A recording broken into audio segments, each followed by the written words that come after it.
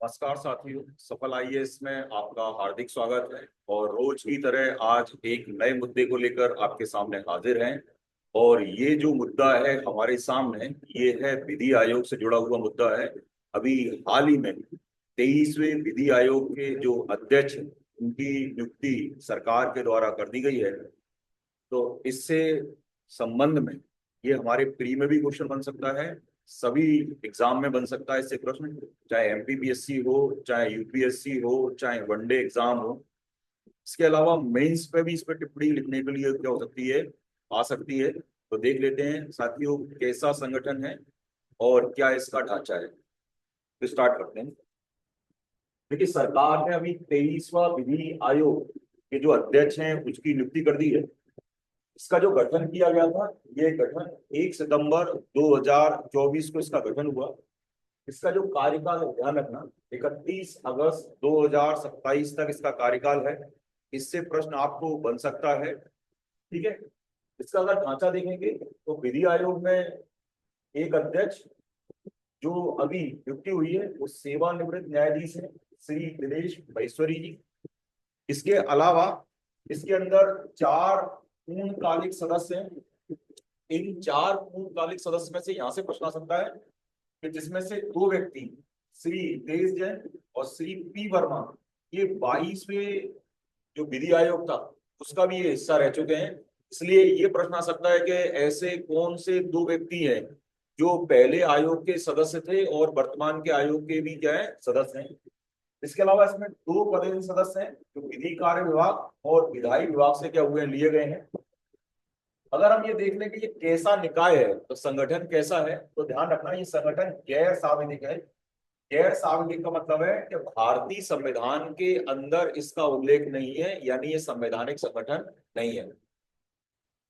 और कैसा संगठन है, ये सलाहकारी बॉडी है, यानी ये जो सलाह सरकार को देगी, सरकार इसकी सलाह को माने तो ठीक, और अगर नहीं माने तो ठीक। यानी कोई ऐसा सरकार के पास फाउंडेशन नहीं है कि विधि आयोग की जो रिकमेंडेशन आई है सरकार उसको क्या करे, माने ही।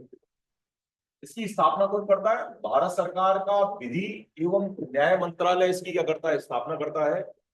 अभी इसकी जो स्थापना हुई है, या स्थापना होती, क्यों स्थापना होती है, तो स्थापना होती है कानूनों में सुधार करना। वर्तमान में जो कानून चल रहे हैं उनको ये देखना कि कहीं इनमें कोई खामियां तो नहीं है, या इनमें कोई और सुधार की आवश्यकता तो नहीं है। कानूनी क्षेत्र में अनुसंधान करना, एक रिसर्च करना कि किसी भी स्थिति में किसी कानून को जमीन पे हम बेहतरीन रूप से किस प्रकार से क्या कर सकते हैं, लागू कर सकते हैं। इसका जो वेतन है अध्यक्ष का 2.5 यानी 2.5 लाख रुपए वेतन मासिक मिलेगा, साथ में पेंशन है। जो सदस्य हैं उनको 2 लाख 25 हजार वेतन मिलेगा, साथ में पेंशन है।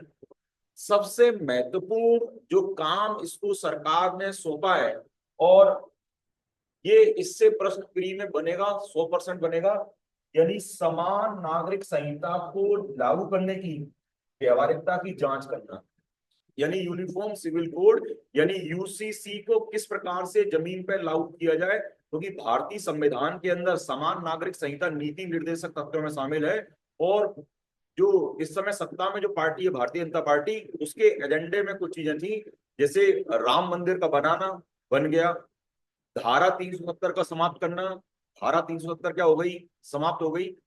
इसी प्रकार से यहाँ पर सबसे बड़ी बात हमारे सामने आई है कि सरकार ये चाहती है कि अब जो समान नागरिक संहिता है उसको भी लागू किया जाए।